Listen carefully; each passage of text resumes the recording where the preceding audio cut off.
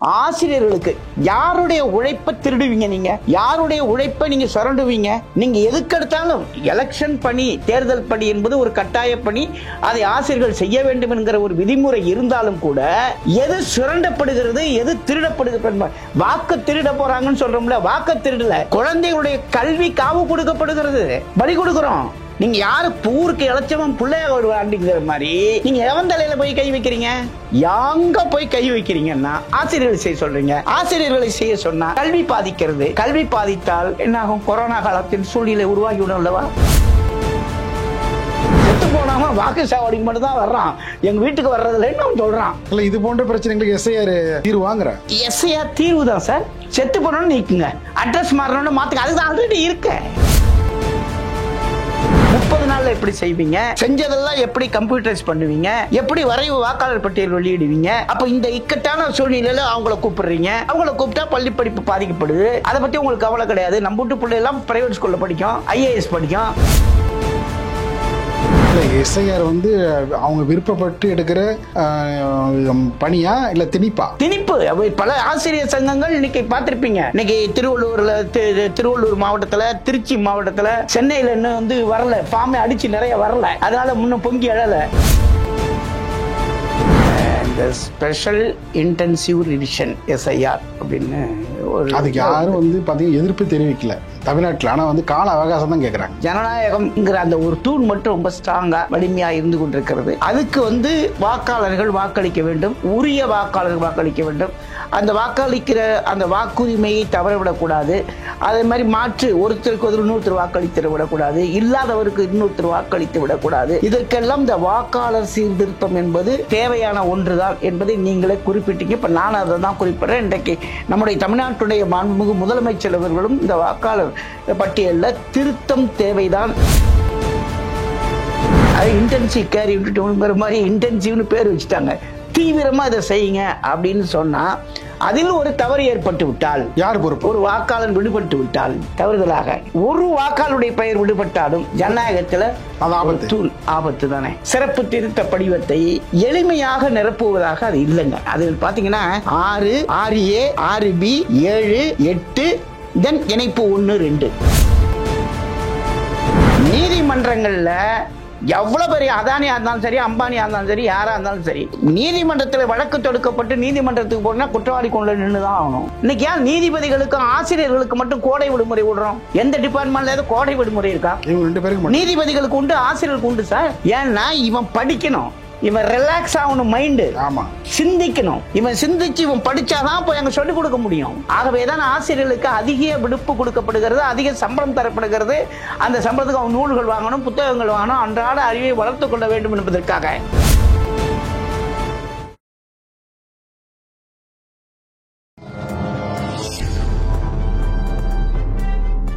பத்திரிகை.com நேயர்களுக்கு இனிய வணக்கம். எஸ்ஐஆர் குறித்து பல்வேறு விதமான மாற்று கருத்துக்களும் ஆதரவு நிலைப்பாடுகளும் பெருகி வரும் வேளையில் எஸ்ஐஆருடைய பணிகள் எப்படியெல்லாம் விரைவுபடுத்தப்படும் என்பது உள்ளிட்ட பல்வேறு கேள்விகளுக்கு பதிலளிக்க இணைந்திருக்கிறார் கல்வியாளர் முரியன் பக்கிரிசாமி அவர்கள். வணக்கம் சார். வணக்கம். அதை எஸ்ஐஆர் அது பார்த்தீங்கன்னா தமிழ்நாட்டில் இப்போ தீவிரமாக நடைபெற்று வருகின்ற ஒரு பணி. இந்த பணியில் தேர்தல் ஆணையம் இப்போ நவம்பர் 4ஆம் தேதியிலேருந்து அந்த வேலையை தீவிரமாக மும்முரமாக எடுத்து கொண்டு போகின்றது. நிறைய விஷயங்கள் சொல்லப்பட்டாலும் 10ஆம் வகுப்பு பொதுத் தேர்வு மார்ச், 12ஆம் வகுப்பு பொதுத் தேர்வு மார்ச், ஏப்ரலில் நடத்தியாக வேண்டும். இப்போ கல்வியாளர்களுக்கும் ஆசிரியர் பெறுவர்களுக்கும் இந்த மாணவர்களை தேர்வுக்கு தயார்படுத்தணும். இந்த சூழல், இந்த சவால் அவங்களுக்கு இதற்கு இடையில எஸ்ஐஆர் பணிகள் கூடுதல் நெருக்கடியா, கூடுதல் சுமையா உங்கள் பார்வை? அதாவது இந்த ஸ்பெஷல் இன்டென்சிவ் ரிவிஷன் எஸ்ஐஆர் அப்படின்னு அதுக்கு யாரும் பார்த்தீங்கன்னா எதிர்ப்பு தெரிவிக்கல தமிழ்நாட்டில். ஆனால் கால அவகாசம் தான் கேட்குறாங்க. ஆமாம். இப்போ உண்மைதான். அதாவது இந்த ஸ்பெஷல் இன்டென்சிவ் ரிவிஷனுங்கிறது சிறப்பு வாக்காளர் தீவிர திருத்த பணி. இதுக்காக படிவங்கள் கொடுத்து நிரப்பப்பட்டு அந்த வாக்குச்சீட்டுகள், அந்த விண்ணப்ப படிவங்கள் பெறப்படுகின்றன. தமிழ்நாட்டில் இதுக்கு முன்னாடி பல முறை நடந்த ஒரு நிகழ்வு தான், இதுக்கு முன்னாடி நடக்கிறது தான். இப்போ அதுக்கு என்ன சொல்லியிருக்காங்க, நவம்பர் 4லேருந்து டிசம்பர் 4 வரைக்கும் 30 நாட்கள் அவகாசம் கொடுத்து அதுக்குள்ளே பண்ணி முடிக்கணும் அப்படிங்கிற மாதிரி அந்த பணியை தொடங்கி இருக்கிறார்கள். ஒரு ஜனநாயக கடமை என்பது ஒரு வாக்காளனுடைய வாக்களிக்கிற அந்த அடிப்படை தத்துவத்தின் அடிப்படையில் தான் இந்த தேர்தல் நடக்குது. இந்த ஜனநாயகம் செழித்து இன்றைக்கு வரைக்கும் இந்தியா ஒரு ஜனநாயக நாடுங்கிற அந்த ஜனநாயகத்தை நிலைத்து நிரூபித்து கொண்டிருக்கிற ஒரு அமைப்புனா அது தேர்தல் அமைப்பு தான். அந்த தேர்தல் அமைப்புக்கே உலகத்துக்கே வந்து அதுக்கு பாடம் எடுத்தது எதுன்னா சோழர்களை கொண்டு வந்து குடவோலை முறை. அந்த குடவோலை கொண்டு போட்டு கையை விட்டு எடுத்து அதுல வந்து வேட்பாளர் அப்பவே அவன் தேர்தல் எப்படி நடத்திருக்கான். வேட்பாளர் எப்படி இருக்கணும், வேட்பாளர் அமைப்பு எப்படி இருக்கணும். ஆமா, அதெல்லாம் உலகத்துக்கு வந்து நாம ஜனநாயகத்தை வந்து எடுத்து சொன்ன மாநிலம் இல்லைங்களா.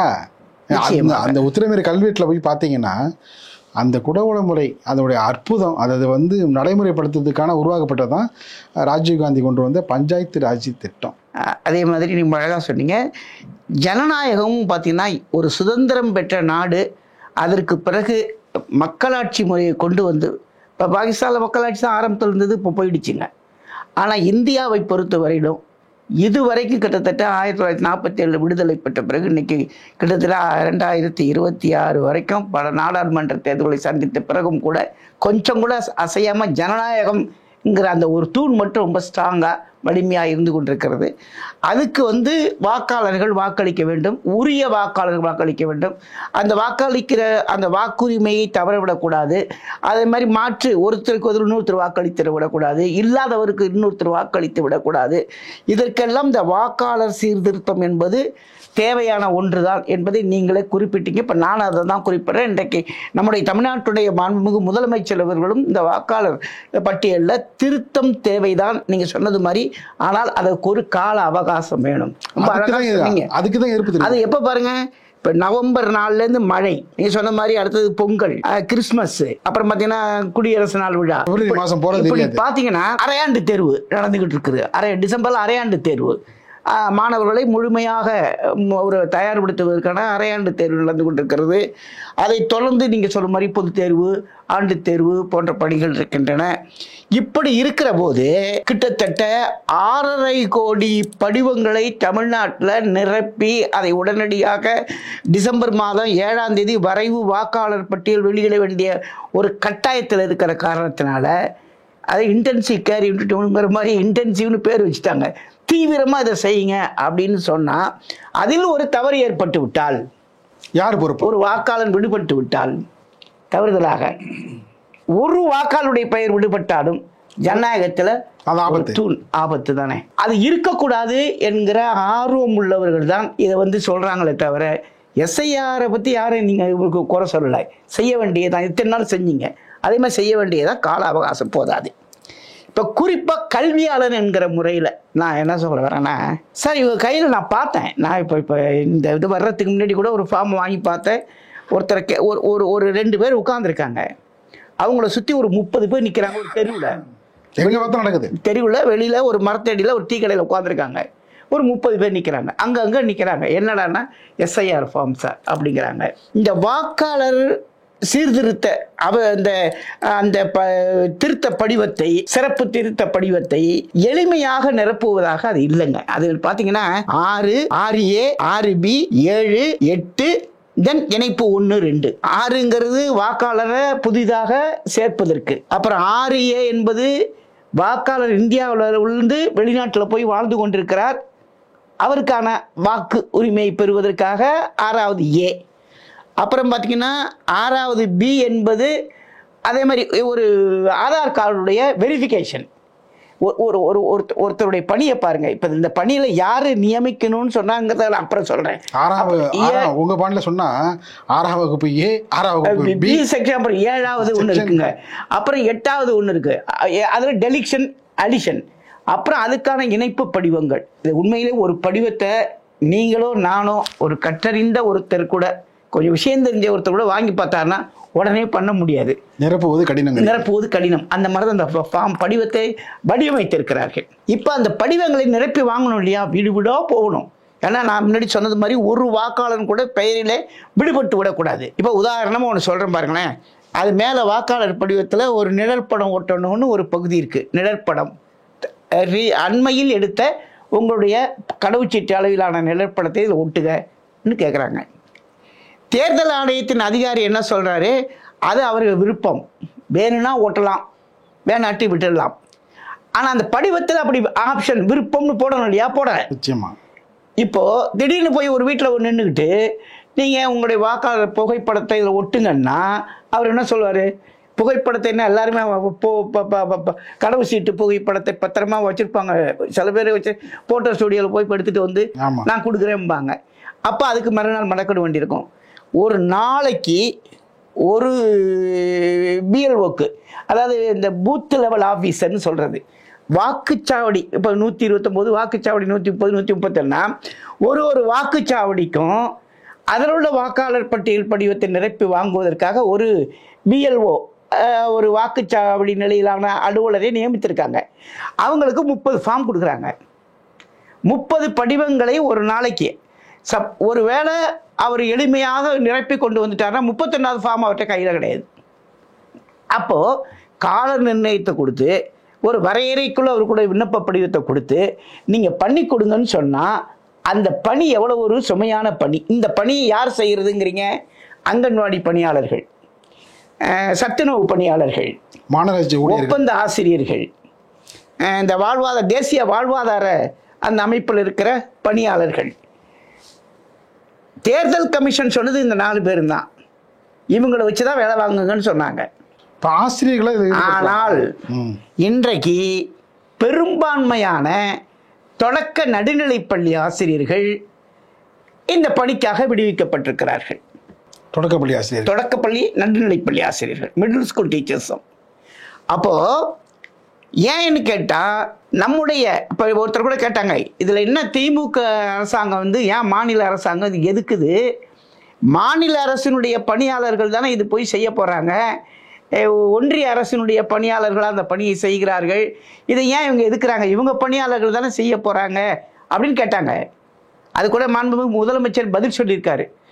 எப்போ ஒரு மாநில அரசின் பணியாளர் இந்த பணிக்கு சென்று விட்டாருன்னா அவருக்கு சுப்பீரியராக தேர்தல் ஆணையம் தான்.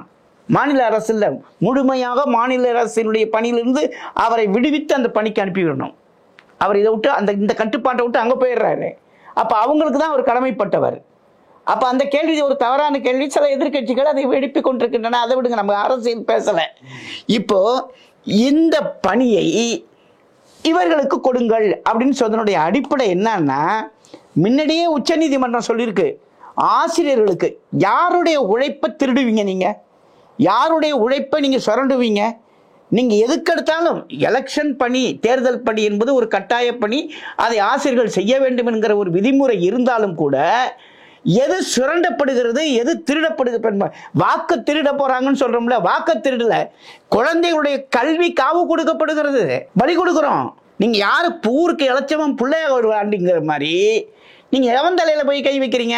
அந்த ஒரு கட்டடத்திற்கு எப்படி அடித்தளம் அவசியமோ அந்த அடித்தளத்தை போல ஒரு கல்வி நிலையை, ஒரு கல்வியை, அடிப்படை எழுத்தை, என்ன எழுத்துன்னு திட்டங்கிறாங்களே, அதை சொல்லிக் கொடுக்கிற அந்த ஆசிரியர்கள் தலையில் போய் கை வைக்கிறீங்க.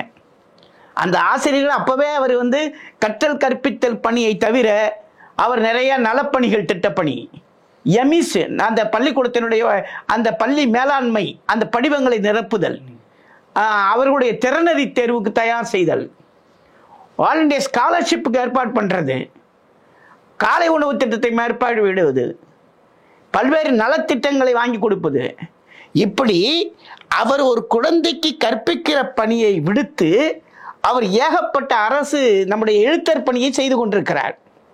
இந்த பணிச்சுமையோடு இருக்கிற ஆசிரியருக்கு மேலும் பணிச்சுமையை கொடுத்து மாணவர்களுடைய கற்பித்தல் என்கிற அந்த வழிமுறையில் விலகி சென்று மாணவர்களுக்கு கிடைக்க வேண்டிய, குழந்தைகளுக்கு கிடைக்க வேண்டிய கல்வி கிடைக்காமல் போய்விடக்கூடாது என்கிற அடிப்படையில் தான் இவங்களை மட்டும் எடுங்கன்னாங்க. அப்போ அங்கேயும் ஒப்பந்த ஆசிரியர்களை எடுப்பது தவறு. சத்துணவு பணியாளர்கள் சத்துணவு போடுற வேலையை விட்டு அவர் பண்ண வேலைக்கு போய் 30 ஃபார்மை கொடுத்து ஃபில்லப் பண்ணிட்டு வாங்கன்னு சொன்னீங்கன்னா, முதல்ல இது பகுதி நேர பணி மாதிரி இருந்தது, இப்போ முழு நேர பணி ஆகிவிட்டது. நீ சனி ஞாயிறில் போய் எடுங்கிறாங்க. அப்போ ஒரு ஆசிரியர் வெள்ளிக்கிழமை வரைக்கும் பள்ளிக்கூடத்தில் போய் வேலை பார்த்துட்டு சனிக்கிழமை ஞாயிற்றுக்கிழமை காலைல 10லேருந்து சாயந்தரம் 5:30 மணி வரைக்கும் இந்த வேலையை முடியாதுங்க. நீங்கள் எங்கே போனாலும் பாருங்களேன், அங்கங்கே ஒரு லைட்டு பல்பு போட்டு தொங்குது, அங்கே உட்காந்து வேலை பண்ணிக்கிட்டு இருக்காங்க. அப்போ ஆசிரியர்களும் ஒரு கிள்ளுக்கிறையா? அப்ப ஆசிரியர்கள் என்பவர்கள் சொன்னதை எல்லாம் செய்வார்கள் என்கிற ஒரு இதுக்குள்ள கொண்டு வந்து வச்சுக்கிட்டு, சரி ஆசிரியர்கள் நீ வேலை வாங்குறீங்க, யார் பாதிக்கப்படுறது? இப்போ ஒரு ஆசிரியர் இல்லைன்னா சார், இப்பவே ஆசிரியர் பற்றாக்குறை. இன்றைக்கு இப்ப நிரப்பப்பட வேண்டிய ஆசிரியர்கள் நீதிமன்ற வழக்குகளுடைய நிலுவையில் இருக்கிற காரணத்தினாலும் பல்வேறு காரணங்களாலும் நிதிச்சுமை காரணத்தினாலும் போதுமான ஆசிரியர்களை நியமிக்க முடியல. இப்போ ஈராசிரியர் பள்ளிகள் இன்னைக்கும் இருக்கின்றன. ஈராசிரியர் பள்ளியில ஒரு ஆசிரியர் இந்த பணிக்காக விடுவிக்கப்பட்டு விடுகிறார். ஒரு ஆசிரியர் இருக்கிறார். அப்ப எல்லா வகுப்பையும் கம்பைன் பண்றோம். பொதுவாகவே நான்லாம் ஒரு 36 வருஷம் தலைமை ஆசிரியராக இருந்திருக்கேன். காலையில பாத்தீங்கன்னா ஒரு ஆசிரியர் விடுப்பு கொடுத்துட்டாருன்னா அந்த ஆசிரியருடைய பாட வேலைகளுக்கு வேற ஓய்வாக அந்த பாட வேலையில இருக்கிற ஆசிரியரை நியமித்து ஒரு பதிலி சப்ஸ்டிடியூட்வாங்க. அந்த பதிலி ஆசிரியர் நியமன பதிவேடுன்னு ஒன்று இருக்கும். காலையில் வந்தோடனே தலைமை ஆசிரியர் எடுத்து வச்சுக்குவாரு, யாராவது லீவ் பாரு அந்தந்த. ஏன்னா ஒரு வகுப்புல தொடக்கப்பள்ளியில பொறுத்த வரைக்கும் ஒரு 3ஆம் கிளாஸ் பையன் அந்த கிளாஸ்க்கு டீச்சர் இல்லைன்னு சொன்னா ஜாமெண்ட்ரி பாக்ஸ் கையில வச்சிருக்கோம், காம்பஸ் கையில வச்சிருக்கோம், துருதுருன்னு இருக்கிற குழந்தைங்க எடுத்து குத்திருச்சுன்னு வச்சு ஒரு கண்ணில் குத்திருச்சுன்னா. ஆகவே ஒரு வகுப்பில் மாணவர்கள் இருக்கிற போது ஆசிரியர்கள் இல்லாமல் இருக்கக்கூடாது.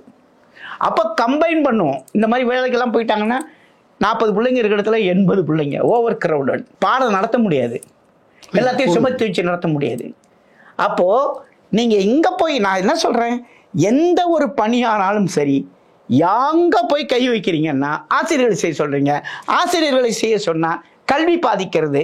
கல்வி பாதித்தால் என்னாகும்? கொரோனா காலத்தின் சூழ்நிலை உருவாகிவிடும் அல்லவா? கற்பிக்க வேண்டிய நேரத்தில் கற்பிக்க வேண்டியதை கற்றுக்கொள்ளாமல் விட்டு விட்டால், நீங்க சொன்னது மாதிரி பொது தேர்வு நல்ல வேலையா நீங்க சொன்னது மாதிரி இந்த பட்டதாரி ஆசிரியர்களை, முதுகலை பட்டதாரி ஆசிரியர்களை இந்த பணியில் ஈடுபடுத்தாமல் இருக்கிறார்கள். அவர்களை ஈடுபடுத்தினா இது பொது தேர்வு. இப்ப ஜனவரி மாசம் ஜாயிண்ட் என்ட்ரன்ஸ் எக்ஸாமினேஷன் வரப்போகுது, ஐஐடி. சார் இப்ப நீங்க சொல்றது நடுநிலை ஆசிரியர்களையும் தொடக்கப்பள்ளி ஆசிரியர்களையும் பயன்படுத்துறாங்க. நாட்கள் போக போக போக போக காலப்போக்கில் பயன்படும். 30 நாள் முடிக்கலன்னா அவசர கதியின் காரணமாக எல்லோரையும் நியமிக்க வேண்டிய ஒரு கட்டாயம் ஏற்பட்டுரும், நிச்சயமா ஏற்பட்டு விடும். ஏன்னா அப்போ எங்க போய் கை வைக்கணும்? இங்கதான் கை வைப்பாங்க. அப்போ இப்ப ஜனவரி மாசமே நீங்க ஒன்றிய அரசினுடைய ஐஐடி தேர்வு, ஜாயிண்ட் என்ட்ரன்ஸ் எக்ஸாமினேஷன் நடக்க போகுது, பல்வேறு நுழைவுத் தேர்வுகள் நடக்க போகுது. அடுத்தது பிப்ரவரியிலேருந்து தொடங்கி பப்ளிக் எக்ஸாமினேஷன். இந்த அவசர கதியில் அவசரமான சூழ்நிலையில் இந்த தீவிர வாக்கால் எதில் கொண்டு வைக்கிற சென்சிட்டிவ் விஷயம் சார். இது ஒரு சென்சிட்டிவான விஷயம். ஒருத்தன் ரேஷன் கார்டு விட்டு போச்சு, அவனுக்கு அரிசி கிடைக்கலன்னு சொன்னால் அதை கண்டுபிடிச்சு சொல்கிறதுக்கு அந்த ஏரியாவில் அந்த பகுதியிலேருந்து இந்த ரெக்டிஃபை பண்ணிடலாம். ஆனால் ஒருத்தருடைய கல்வி போயிடுச்சுன்னு வச்சுங்க சார். இப்போ நான் இப்போ இதான் சொல்கிறேன் சார். அமெரிக்காவில் பார்த்தீங்கன்னா யாரா மிக சிறந்த மனிதன் அப்படின்னா, நான் ஒரு இதில் படித்தேன், வாட்ஸ்அப் புலனத்தில் படித்தேன் சார். ஆசிரியனும் அறிவியல் ஞானி விஞ்ஞானியும் தான் மிகப்பெரிய சிறந்த மனிதர்களாக அமெரிக்காவில் மதிக்கப்படுகிறார்கள். இங்கே பிரான்ஸில் பார்த்தீங்கன்னா நீதிமன்றங்களில் எவ்வளோ பெரிய அதானியாக இருந்தாலும் சரி, அம்பானியாக இருந்தாலும் சரி, யாராக இருந்தாலும் சரி, நீதிமன்றத்தில் வழக்கு தொடுக்கப்பட்டு நீதிமன்றத்துக்கு போனா குற்றவாளி கொண்டு நின்று தான் ஆகணும். ஆமாம். ஆனால் பிரான்ஸில் ஆசிரியர்களுக்கு மட்டும் ஒரு சலுகை உண்டு சார். நீதிமன்றத்துக்கு போனால் ஆசிரியர் உட்கார்ந்துட்டு பதில் சொல்லலாம், அவனுக்கு ஒன்று சேர கொண்டாந்து போடுவாங்க. அந்த மதிப்பு பிரான்ஸில் இருக்கு. அதே மாதிரி பார்த்தீங்கன்னா ஜப்பானில் ஒரு டீச்சரை அரெஸ்ட் பண்ண முடியாது பர்மிஷன் இல்லாமல். நீங்கள் சொன்னதுப்போ ஞாபகம் வருது, பிரான்ஸில் உள்ள நடைமுறை அதனுடைய தாக்கம் புதுச்சேரி மாநிலத்திலும் கொஞ்ச நாள் வரைக்கும் இருந்ததா சொல்லப்படுது. ஏன்னா அவங்களுடைய இது இல்லை, அது எங்கேருந்து கொரியாவில் ஒரு டீச்சர் நான் எடுத்து காமிச்சேன்னா, I am the retired headmaster or retired principal அப்படின்னு காமிச்சேன்னா ஒரு அமைச்சருக்கு என்ன மரியாதையோ அது கொடுக்குறாங்க இன்னைக்கு கொரியாவில். அப்போ அங்கெல்லாம் ஆசிரியர்கள் ஏன் இந்த மதிப்பு கொடுக்குறாங்க? ஏன் அமெரிக்கா, ஐரோப்பிய நாடுகளில் அவ்வளோ சம்பளம் கொடுக்குறாங்க? இப்போ நான் கூட சொல்லுவேன், ஆசிரியர்களுக்கு சம்பளம் அதிகம், 1 லட்சம் கொடுக்குறியா, 2 லட்சம் கூட கொடு. ஏன் தெரியுமா? ஆசிரியர்களை மன நிம்மதியோடும் மகிழ்ச்சியோடும் வையை. அவன் வீட்டில் ஒரு நூலகம் இருக்கட்டும், பெரிய வீடு கட்டட்டும் சார். ஆசிரியர்கள் பெரிய வீடு கட்டட்டும், அந்த வீட்டில் ஒரு அறை முழுவதும் புத்தகங்கள் இருக்கட்டும்.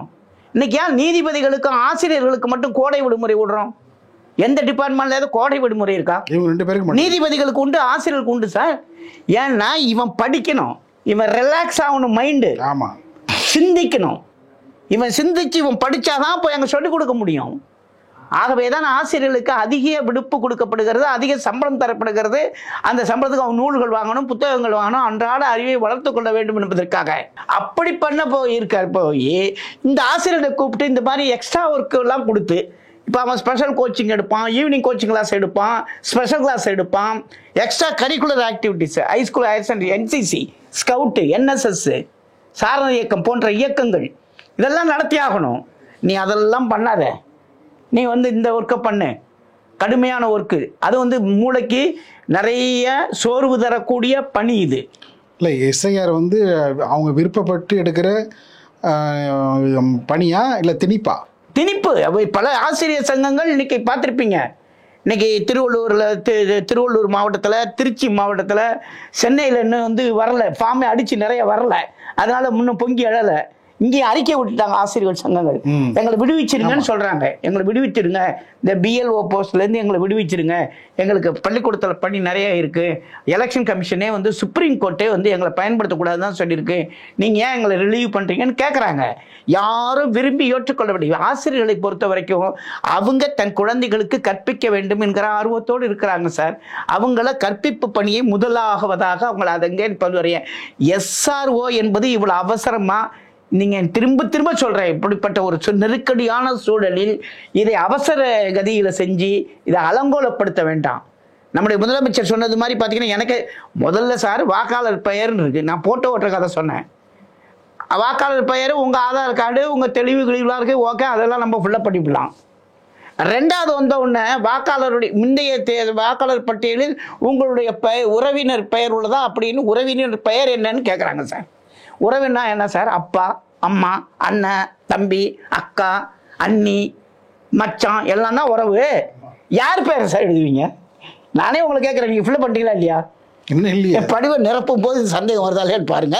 ரெண்டாவது கட்டத்தில் உங்களுடைய உறவினர் பெயரை குறிப்பிடுங்க அப்படின்னு சொல்லிட்டு, உறவினர் பெயர் என்ன, அவருடைய ஆதார் கார்டு. இப்போ எங்கள் அப்பா இருக்காரு, அப்பா இறந்து போயிட்டார், அப்பா காலத்தில் ஆதார் கார்டே கிடையாது.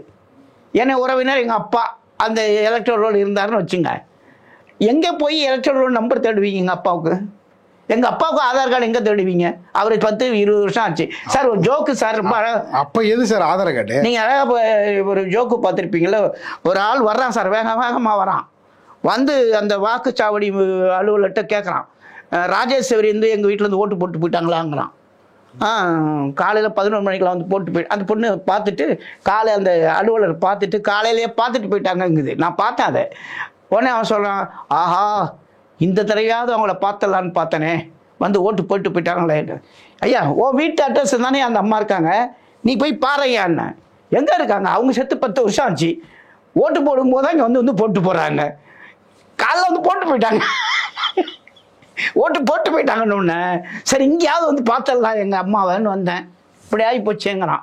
ரொம்ப இது ஒரு ஜோக்காக சிந்திக்க வேண்டியிருக்கு. ஏன்னா செத்து போனாம வாக்கு சாவடி மட்டும் தான் வர்றான், எங்கள் வீட்டுக்கு வர்றதில்லைன்னு அவன் சொல்கிறான். இல்லை, இது போன்ற பிரச்சனைகளுக்கு எஸ்ஐஆர் தீர்வு வாங்குற? எஸ்ஐஆர் தீர்வு தான் சார்.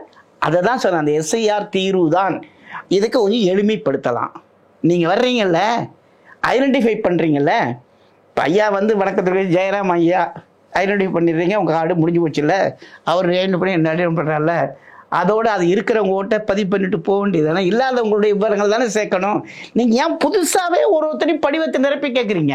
செத்து போனோன்னு நீக்குங்க, அட்ரஸ் மாறணும்னு மாற்றுங்க, அதுதான் ஆல்ரெடி இருக்கு. உங்களுடைய முகவரி மாற்றம் இருந்தால் தெரிவிப்பதற்கான ஒரு படிவம் இருக்கிறது, அது பண்ண வேண்டியதானே. நீங்கள் இப்போ ராஜீவ் ஐயா நம்முடைய எதிர்க்கட்சி தலைவர் சொல்கிறாருங்க, இது வாக்கு திருட்டு, இது தேர்தல் கமிஷனும் ஒன்றிய அரசாங்கம் சேர்ந்து செய்யக்கூடிய ஒரு வேலைங்கிறாங்க. சில நேரங்களில் ஏன்னா இந்த நேரத்தில் செய்கிறதுனால, எலெக்ஷன் டைமில் செய்கிறதுனால, குறுகிய காலம் கொடுத்து செய்கிறதுனால, குழப்பங்களை ஏற்படுத்துறதுனால உண்மையாக இருக்குமோ?